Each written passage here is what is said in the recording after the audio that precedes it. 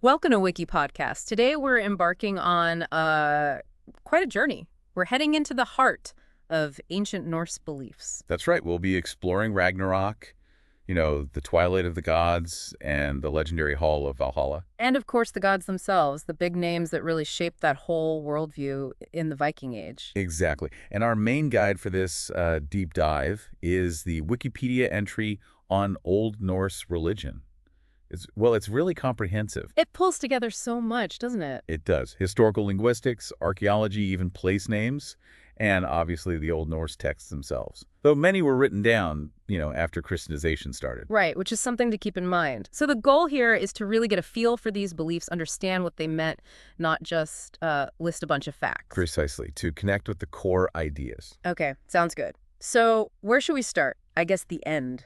Ragnarok. Yeah, starting with the end makes sense here. Ragnarok, often translated as the twilight of the gods, and it really is this prophesied cosmic ending and beginning. The most detailed account we have is from the Völuspá, right? That poem. Yes, exactly. It's a key part of the Poetic Edda, which is, one of our absolute most important sources. But you can find hints of it, elements of this final battle, in earlier poetry, too. What always strikes me is that feeling of inevitability. Definitely. There's this powerful sense that it has to happen. Fate. Even for the gods. It adds this almost tragic layer to everything, knowing what's coming. It really does. And, given that Völuspá was recorded when Christianity was arriving, some scholars wonder. If there's some influence there. Potentially. That theme of destruction, but then followed by a better world. Maybe that resonated with people experiencing that huge shift from paganism to Christianity. Makes you think. So what actually happens? What does this twilight look like? Give us the highlights or maybe lowlights. Well, imagine everything breaking down. All the bonds. Yeah. Loki, the trickster god who's been imprisoned. Yeah. He breaks free. Then you have Surtur, this giant figure engulfed in flames, leading the fire giants from Muspel. Okay, that sounds intense. Oh, it is. And then come the big clashes, Odin against the giant wolf Fenrir, Thor. Against the world serpent, Jormungandr. Exactly. Thor, humanity's protector, in this epic fight. And it's not just the gods fighting, the entire cosmos. Even the world tree Yggdrasil, it's all torn apart. Utter chaos. Wow. Complete destruction. But hang on, you said beginning too. It doesn't just end there. That's the crucial part. No, it's not just annihilation. Ragnarok is also about renewal. A new world emerges from the wreckage. Greener, better. Green, fertile, yes. Some gods actually survive, and a new pair of humans repopulate the earth. It's this cyclical view of time. Destruction isn't the final word. It leads to creation again. That offers a kind of hope, doesn't it? Even within the doom. I think so, yeah. It's a really powerful concept. Okay, so from the end of the world to, a specific destination after death for some, Valhalla. Valhalla. Odin's great hall in Asgard is legendary. This is the place for warriors, right? The ones who die bravely in battle. That's the idea. They're called the Einherjar. Chosen by the Valkyries, Odin's own choosers of the slain, and brought to this, glorious afterlife. It's presented as the ultimate reward for valor. So not just dying, but dying bravely. And why gather them all there? What's the point? The main purpose is preparation, the getting ready for Ragnarok. So they fight again. Yes. They are Odin's chosen army who will fight alongside the Aesir gods in that final battle, the ultimate defenders. What was it supposed to be like there, daily life in Valhalla? Well, the poem Grimnismal gives us some pretty vivid details. Imagine a hall with 540 doors, huge. A wolf guarding the west gate, an eagle flying above. And inside, what do they do? Just train. Well, they feast. Every day they eat meat from this boar, Sauremnir, which magically comes back to life each night, so there's always enough. Seriously, endless pork. Pretty much. And they drink endless mead from a goat called Heidrun, who lives on the roof eating leaves from the world tree. So, yeah, constant feasting, drinking, and preparing for war. Sounds like quite the warrior paradise. But was this something everyone believed in? Or was it more aspirational? That's a really good question. And scholars actually debate that quite a bit. How widespread was this specific belief? Really? Yeah. Some suggest it might have been more of a, let's say, literary ideal, especially appealing perhaps to the warrior elite, the ruling class. It kind of mirrors their own social structure. Yeah. The Lord and his warriors. And there isn't much archaeological proof. Not really definitive proof specifically pointing to a widespread popular belief in Valhalla itself. It's tricky. So if Valhalla was for the battlefield dead, what about everyone else? People who died of sickness, old age? Right. It wasn't just heaven or hell based on being good or bad. Snorri Sturluson, one of our key medieval sources, mentions other places. There's Foldefanger, that's Freydis Hall. She apparently got half of those slain in battle. Okay, so Odin didn't get everyone. Seems not. Then there was Hel, ruled by a figure also named Hel. That seems to be the destination for those who died of sickness or old age. Even the god Balder ended up there after he was killed.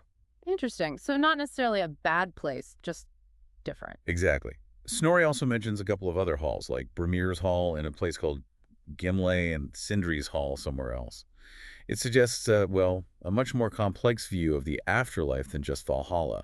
Morality wasn't the main sorting mechanism. That's a very different way of thinking about it. What about ghosts or spirits staying nearby? Yes, that's another layer. The sagas and poems like Helga Hunding's Bana II, they talk about the dead sometimes residing consciously in their burial mounds. Yeah, as Draugr. As Draugr, yes. These weren't always just passive spirits. They could sometimes interact with the living, sometimes malevolently. So the connection between the living and the dead was quite present. Okay, wow. So we've covered the end times, the afterlives. Let's turn to the beings at the center of it all, the gods and goddesses. Right. Old Norse religion was definitely polytheistic. Lots of gods and goddesses. And they were generally anthropomorphic. Meaning they were like humans, with flaws and feelings. Pretty much. They had personalities, complex relationships, family squabbles, the works.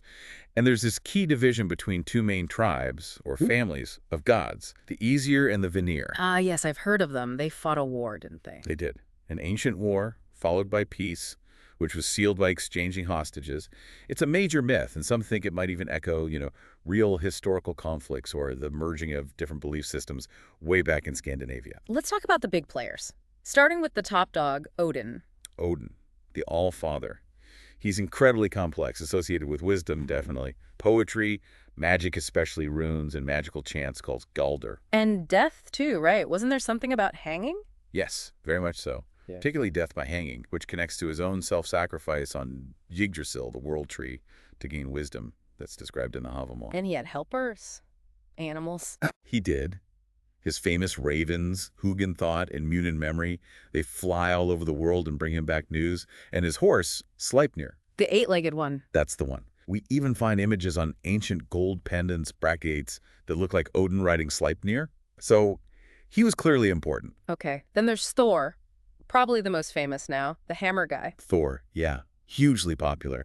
The thunder god, protector of Midgard, that's the realm of humans, known for his incredible strength. And Mjolnir, his hammer. Mjolnir, yes.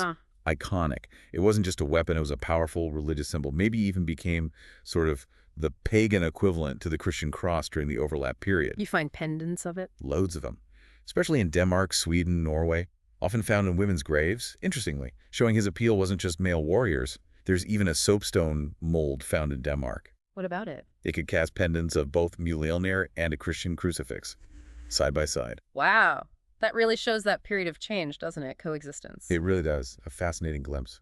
What about the major goddesses? Freya seems really significant. Oh, absolutely. Freyja is a major figure, one of the Vanir. She's linked to love, beauty, fertility, but also gold. And Sier, that's a specific kind of sorcery, often associated with women. Were sacrifices made to her? Yes, texts like Hinduljo mention sacrifices, like oxen being offered to her.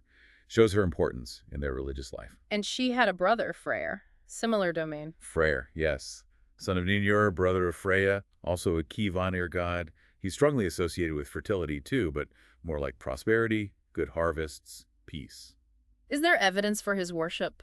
Yeah, we see mentions of a priest of Freyr in one of the sagas, Ragnarok's saga. Yeah. And lots of place names across Scandinavia seem to be linked to him, suggesting widespread worship. Okay, and we have to mention Loki, the troublemaker. Loki. He's complicated, really ambiguous figure. Sometimes helps the gods, sometimes causes huge problems with his cunning and shapeshifting. He's the one who gets imprisoned until Ragnarok. That's him. His actions eventually lead to his binding, but he breaks free for the final battle, where he actually fights against the gods he used to live among. He really embodies the tricky, sometimes dark side of the mythology. Were there many other goddesses besides Freya? Yes, the term Essinger refers to the goddesses collectively, and there might have been an older term, Dis, for female divine figures or spirits, perhaps linked to fate or protection. And did everyone worship all these gods equally? Probably not, no. Worship likely varied quite a bit by region, maybe by community, even social class. Some people might have felt a particular connection to one god or goddess. There's this idea of being someone's full tree or Vin, their special friend or representative among the gods. So more personal connections too. What about other beings, not quite gods? Definitely. There were the Jötnar, often translated as giants. They were kind of primordial beings, sometimes ancestors of the gods, but often their enemies. Generally not worshipped. And the Norns, the fate leavers. Yes, the Norns, female figures who determined destiny. Very important. And then you have Landvet here, spirits of the land itself, which people likely tried to appease, plus elves, dwarfs, and of course the Valkyries we mentioned earlier, tied to Odin in battle.